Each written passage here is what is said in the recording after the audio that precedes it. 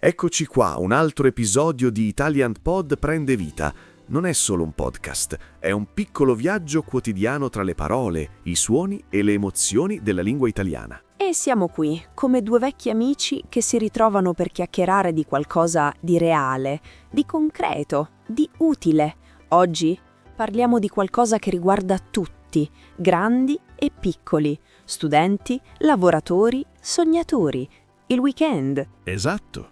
Che tu sia alle prime armi con l'italiano o che tu stia già muovendo passi più sicuri, questo episodio è fatto per te. Perché non si tratta solo di imparare frasi a memoria, ma di vivere la lingua in contesti veri, autentici, quelli che incontri nella vita di ogni giorno. E oggi? Oggi ti accompagneremo nel pianificare il tuo fine settimana in italiano. Sì, proprio così. Come organizzare un'uscita, proporre una idea, chiedere conferma, dire di sì o magari trovare una scusa gentile per dire di no. Tutto in modo naturale. Questo episodio è pensato per chi vuole progredire, dal principiante all'avanzato. Ogni parte del podcast si adatta al tuo livello, con dialoghi semplici all'inizio e situazioni sempre più fluide e spontanee man mano che andiamo avanti.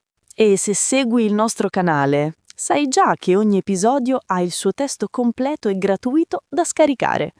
Nel video trovi il link alla trascrizione completa e a un PDF ricco di esercizi pratici, vocaboli e note grammaticali.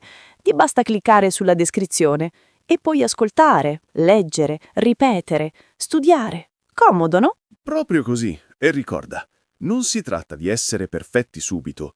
Si tratta di fare un piccolo passo ogni giorno. Magari ascolti mentre fai colazione, durante una passeggiata in metropolitana e piano piano, senza accorgertene, inizi a pensare in italiano. Ed è bellissimo quando succede. Quando senti una frase in testa e ti accorgi che non la traduci più dal tuo linguaggio madre, ma nasce direttamente in italiano. È un momento magico e noi vogliamo aiutarti ad arrivarci. Quindi preparati.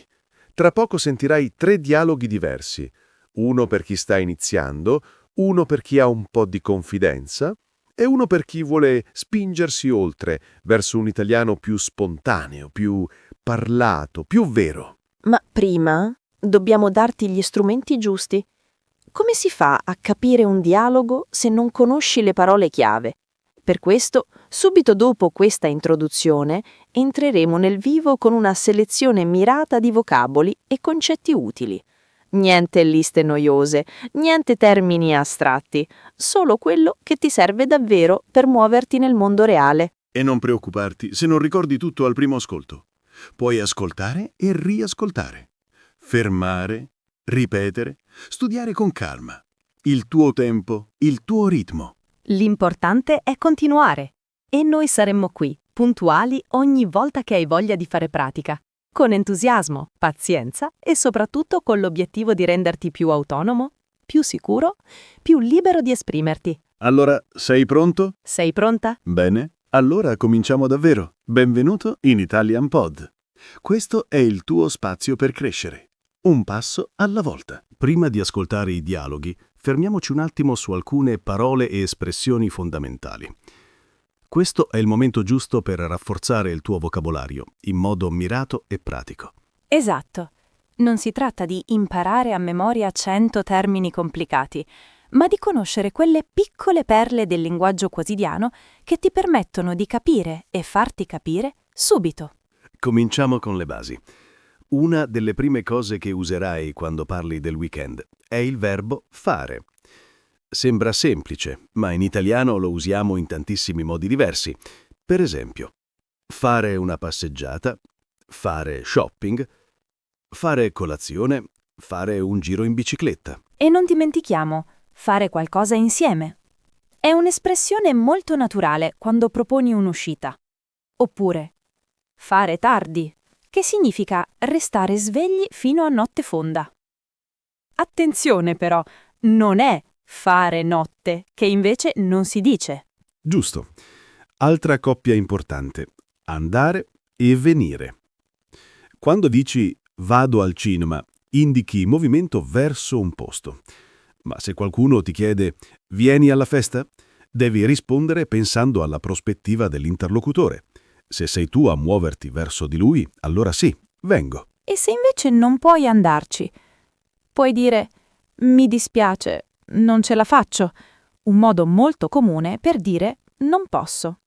Oppure «sono occupato o occupata», «ho da fare, ho un impegno». Tutte frasi che senti spesso nella vita reale. Parlando di proposte, ecco una struttura utilissima. Che ne dici di più infinito? Per esempio, che ne dici di andare al lago sabato?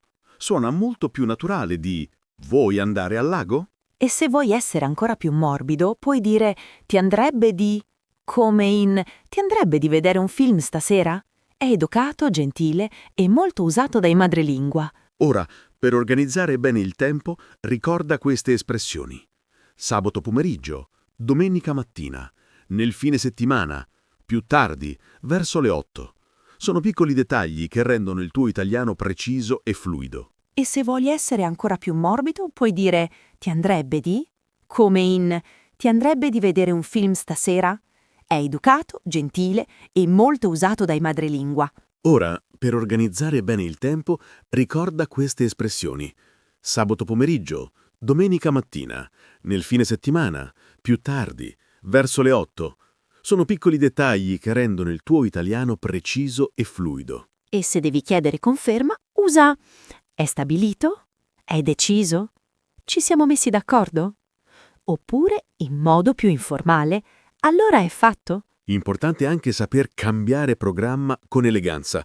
Invece di dire solo «non posso più», puoi aggiungere «ho avuto un contrattempo», «è saltato tutto», «si è creato un problema». E quando invece sei contento di un piano, allora esclami «perfetto, ottimo, fantastico, che bello, non vedo l'ora». Frasi brevi, cariche di entusiasmo, che fanno subito italiana. Un'altra cosa utile, i pronomi doppi. Quando dici «te l'ho detto ieri» o «glielo chiedo subito», sembri già molto più sciolto. Non serve padroneggiarli subito, ma sentirli ti aiuta a riconoscerli quando li senti nei dialoghi. E infine, piccola nota sul tono, in italiano il modo in cui dici le cose conta quanto il contenuto. Un magari può voler dire certo, volentieri, oppure sarebbe bello, ma non credo proprio. Dipende dall'intonazione. Proprio così. Quindi ascolta bene i dialoghi che seguiranno. Presta attenzione non solo alle parole, ma al ritmo, alle pause, alle inflessioni. L'italiano è una lingua musicale e la musica la impari ascoltando. E ora che hai in testa questi vocaboli ed espressioni, sei pronto per entrare nel vivo. Tra poco sentirai 3 situazioni diverse con persone che parlano tra loro del weekend, da semplici a complesse, da chiare a sfumate. E ogni volta scoprirai nuovi modi di dire, nuove strategie comunicative, nuance, che fanno la differenza tra un italiano studiato e uno vissuto. Preparati ad ascoltare, capire e soprattutto immaginare di essere tu al posto loro. Perché imparare una lingua vuol dire anche imparare a vivere momenti altrimenti lontani. Andiamo avanti. Il primo dialogo sta per iniziare. Ecco il primo dialogo, pensato per chi sta muovendo i primi passi con l'italiano. Un contesto semplice, frasi chiare, ritmo lento ma naturale. Ascolta bene, concentrati sulle parole che hai appena imparato. Ciao Luca, che fai sabato? Ciao Sofia.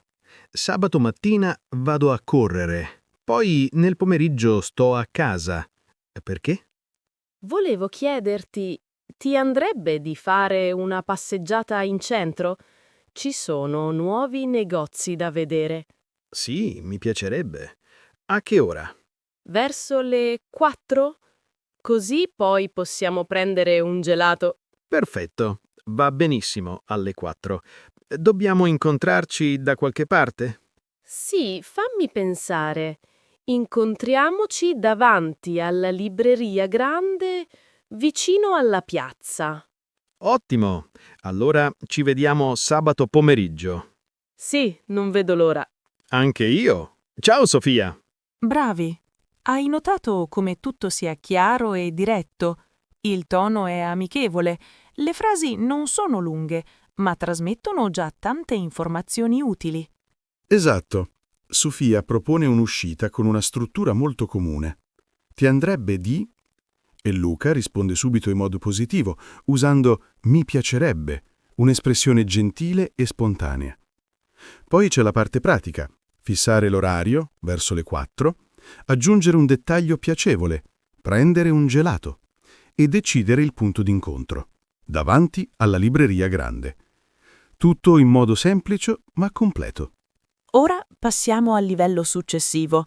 Il secondo dialogo è per chi ha già una base solida e vuole osare qualcosa di più fluido, con un po' di improvvisazione e sfumature. Ehi Simone, allora, hai deciso cosa farai domenica? Beh, in realtà avevo pensato di andare in montagna con Elena, ma ieri sera mi ha scritto dicendo che forse non ce la fa. Ah, peccato. Quindi sei libero? Sì, più o meno. Perché hai in mente qualcosa? Beh, io e un paio di amici stiamo organizzando un picnic al parco. Volevamo portare dei giochi, magari fare 2 partite a carte. Ti va di unirti a noi? Che bello! Mi sembra un'ottima idea. A che ora partite? Direi verso mezzogiorno. Così possiamo mangiare insieme, stare al sole, rilassarci. Perfetto. Posso portare qualcosa? Un dolce, magari? Se vuoi, sì, ma non devi sentirti obbligato, eh? No, volentieri. Faccio una torta al limone. Vi piacerà. Wow, fantastico! Allora è stabilito. Domenica al parco, mezzogiorno. Non vedo l'ora. Neanche io. Grazie per avermi invitato. Qui si respira già un'atmosfera diversa, vero? Il linguaggio è più ricco, più colloquiale. Si usano espressioni come in realtà, forse non ce la fa, più o meno, ti va di... che rendono il discorso più naturale.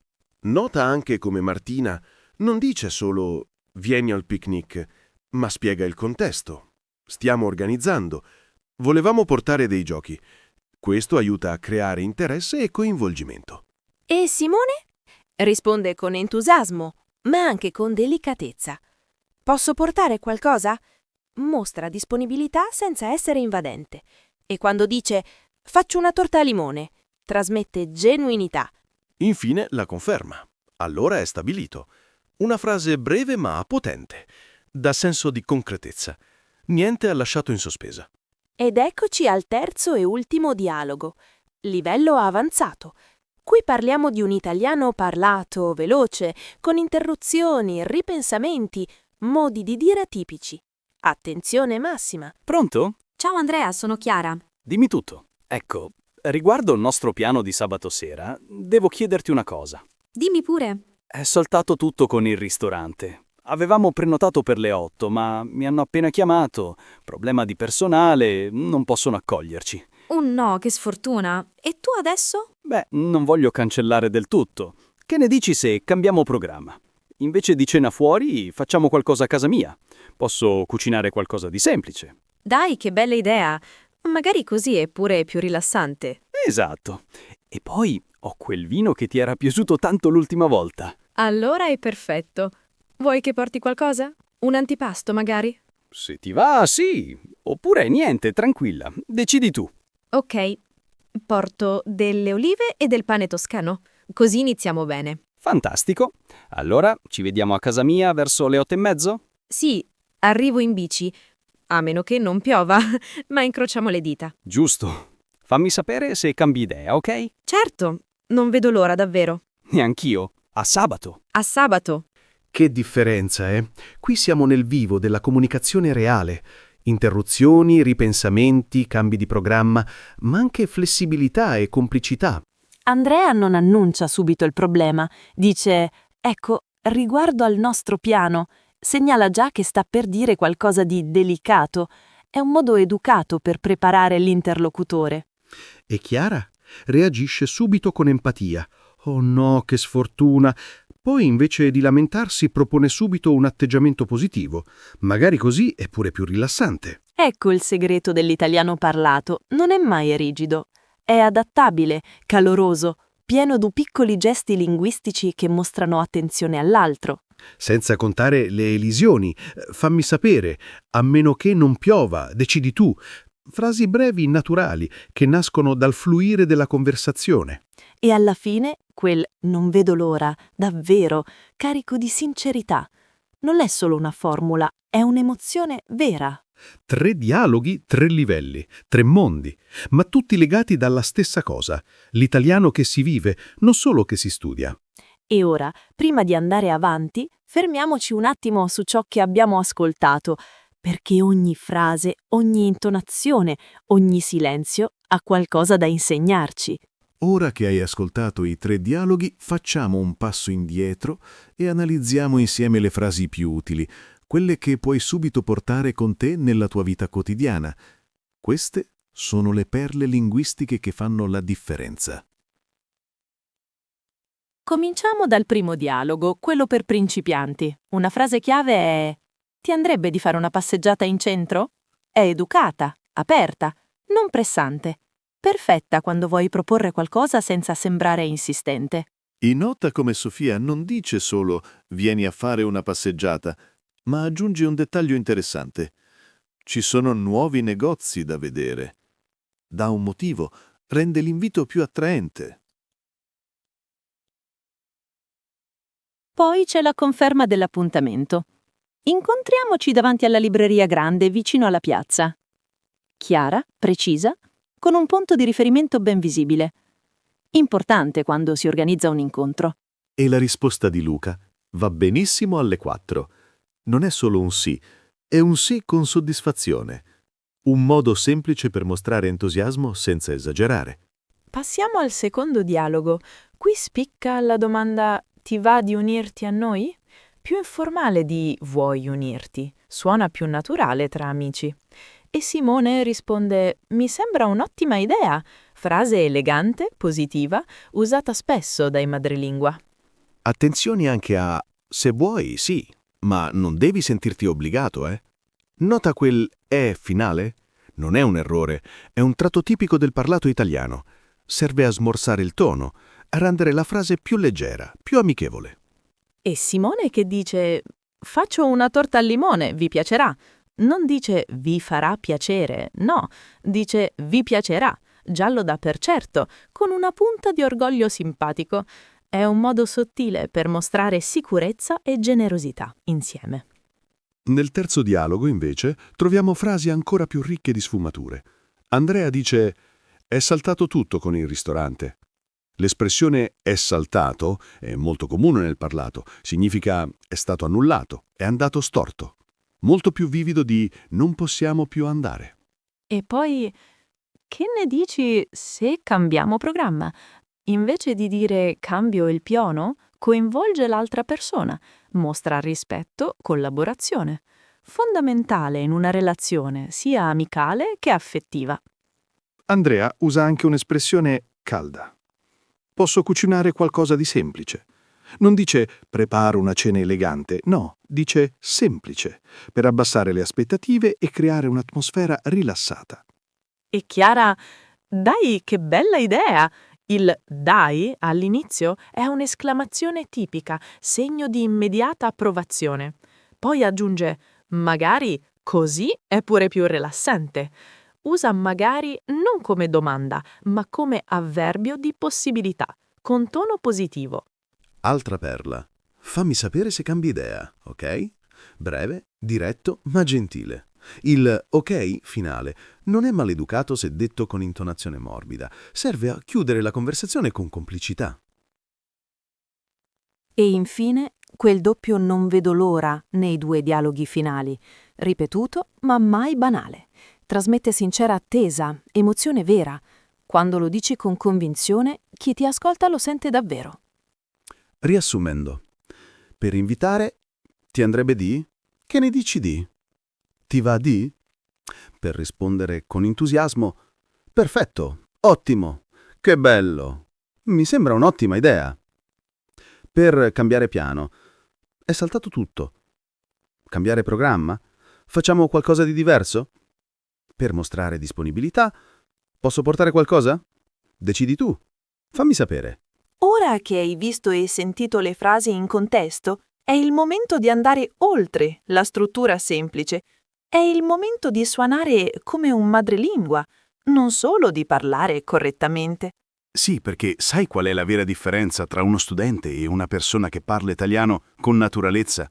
Non è solo la grammatica perfetta, è il ritmo, è l'intonazione. Sono quei piccoli dettagli che danno vita alla frase. Prendiamo per esempio l'espressione magari. Sai cosa significa davvero? Dipende da come lo dici. Se alzi la voce, magari, può voler dire sarebbe bellissimo, con entusiasmo. Ma se abbassi il tono, magari, diventa quasi un sospiro, come a dire purtroppo non credo proprio. Ecco perché ascoltare è fondamentale. Non basta sapere le parole, devi sentire come vivono nella bocca delle persone. Un altro esempio. Invece di dire «forse vengo sabato», un italiano spesso dirà «boh, vediamo», oppure «dipende». Frasi brevi ma piene di significato. E quando vuoi essere d'accordo senza ripetere sempre sì, puoi usare espressioni come certo, figurati, assolutamente, perfetto così, oppure, in modo più colloquiale, va bene, va benissimo, mi sta bene. Attenzione anche ai riempitivi, quelli che sembrano niente, ma danno ritmo al parlato. Cose come allora, insomma, tipo, come dire, non sono errori, sono segnali del pensiero che si forma mentre si parla. Per esempio, senti questa frase. Allora, potremmo fare un giro in centro, tipo verso le 5? Insomma, se ti va. Sembra meno precisa, ma suona più naturale, più spontanea. E quando qualcuno ti propone qualcosa e tu sei d'accordo, invece di rispondere subito, puoi dire «Che bello, mi piace l'idea». Oppure «Ottimo, ci sto». Ci sto è informale, amichevole, molto usato tra giovani. Altra strategia utile è ripetere con entusiasmo. Se qualcuno dice «facciamo un picnic domenica», tu puoi rispondere «un picnic? Sì, ottima idea!». Ripeti la parola chiave, aggiungi emozione, dà subito l'impressione che sei coinvolto. E se invece devi dire di no, fallo con delicatezza.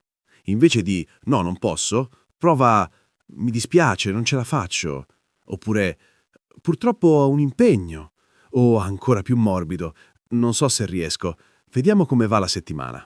E quando invece accetti all'ultimo minuto, puoi dire in realtà, ora che ci penso, sì, posso. Oppure sai che c'è? Faccio spazio, ci sono. Infine, un trucco per sembrare più sciolto. Usa i pronomi doppi quando puoi. Invece di «ho mandato un messaggio a Martina», digli «gli ho scritto». Oppure «te l'ho detto ieri», invece di «ti ho detto ieri». E ricorda, la sicurezza non viene dalla perfezione, ma dal coraggio di parlare. Anche con un errore, se parli con naturalezza, con espressione, con intonazione giusta, gli altri ti capiscono e ti seguono. Quindi non aver paura di osare. Prova a sostituire le frasi rigide con quelle che hai sentito oggi. Gioca con il tono. Cambia velocità. Ferma, riparti. L'italiano è una danza, non una marcia.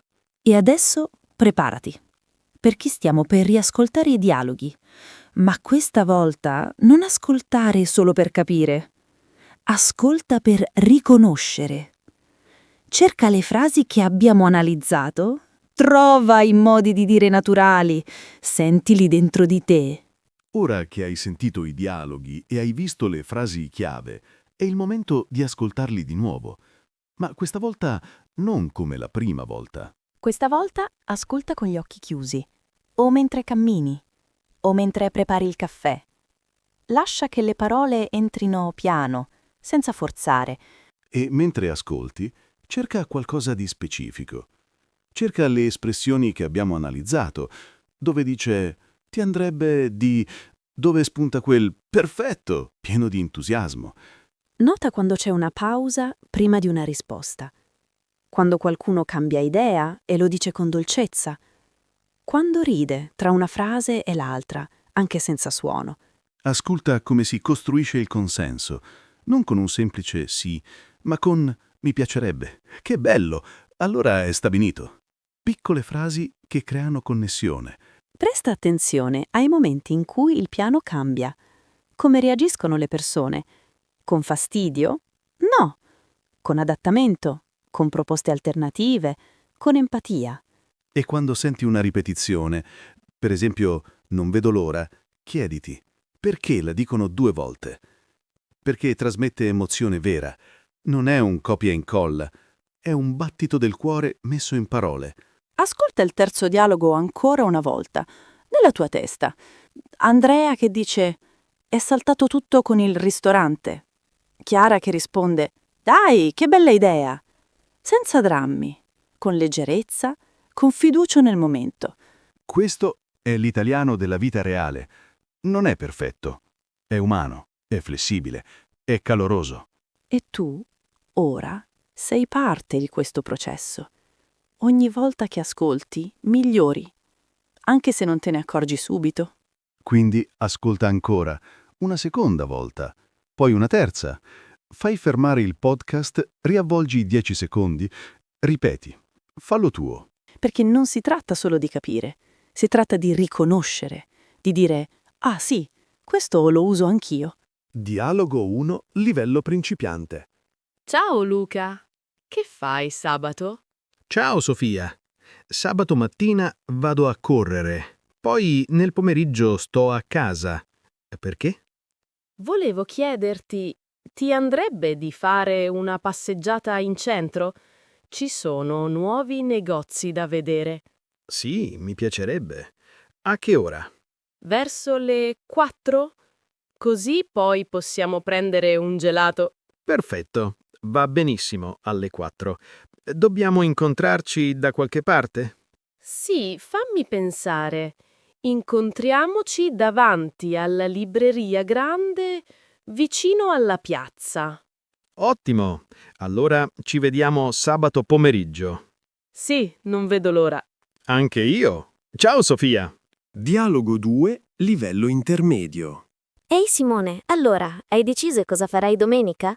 Beh, in realtà avevo pensato di andare in montagna con Elena, ma ieri sera mi ha scritto dicendo che forse non ce la fa. Ah, peccato. Quindi sei libero? Sì, più o meno. Perché hai in mente qualcosa? Beh, io e un paio di amici stiamo organizzando un picnic al parco. Volevamo portare dei giochi, magari fare 2 partite a carte. Ti va di unirti a noi? Che bello! Mi sembra un'ottima idea. A che ora partite? Direi verso mezzogiorno. Così possiamo mangiare insieme, stare al sole, rilassarci. Perfetto. Posso portare qualcosa? Un dolce, magari?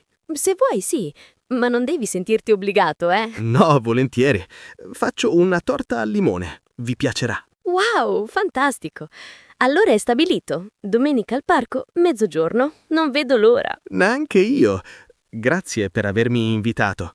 Dialogo 3, livello avanzato. Pronto? Ciao Andrea, sono Chiara. Dimmi tutto. Ecco, riguardo il nostro piano di sabato sera, devo chiederti una cosa. Dimmi pure. È saltato tutto con il ristorante. Avevamo prenotato per le 8, ma mi hanno appena chiamato. Problema di personale, non possono accoglierci. Oh no, che sfortuna. E tu adesso? Beh, non voglio cancellare del tutto. Che ne dici se cambiamo programma? Invece di cena fuori, facciamo qualcosa a casa mia. Posso cucinare qualcosa di semplice. Dai, che bella idea. Magari così è pure più rilassante. Esatto. E poi ho quel vino che ti era piaciuto tanto l'ultima volta. Allora è perfetto. Vuoi che porti qualcosa? Un antipasto, magari? Se ti va, sì. Oppure niente, tranquilla. Decidi tu. Ok, porto delle olive e del pane toscano. Così iniziamo bene. Fantastico. Allora, ci vediamo a casa mia verso le 8:30? Sì, arrivo in bici. A meno che non piova, ma incrociamo le dita. Giusto. Fammi sapere se cambi idea, ok? Certo, non vedo l'ora davvero. Neanch'io. A sabato. A sabato. Ora è il momento della pratica attiva. È il momento di dare voce all'italiano che hai dentro.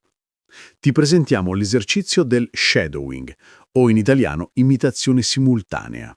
Il concetto è semplice. Ascolti una frase e la ripeti subito dopo, cercando di imitare esattamente il tono, il ritmo, l'intonazione.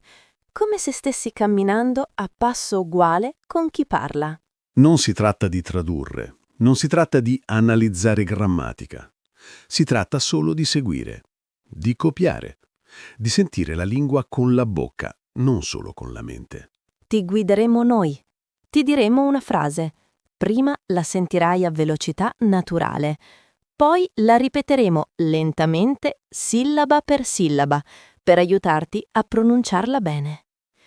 Infine, torneremo alla velocità normale. Pronti? Cominciamo. A che ora ci vediamo? A che ora ci vediamo? Poi di nuovo a velocità normale. A che ora ci vediamo? Ti andrebbe di fare una passeggiata in centro? Ti andrebbe di fare una passeggiata in centro? Velocità naturale. Ti andrebbe di fare una passeggiata in centro? Perfetto, va benissimo alle 4. Perfetto, va benissimo alle 4. Perfetto, va benissimo alle 4. Che ne dici se cambiamo programma? Che ne dici se cambiamo programma? Che ne dici se cambiamo programma? Non vedo l'ora. Non vedo l'ora.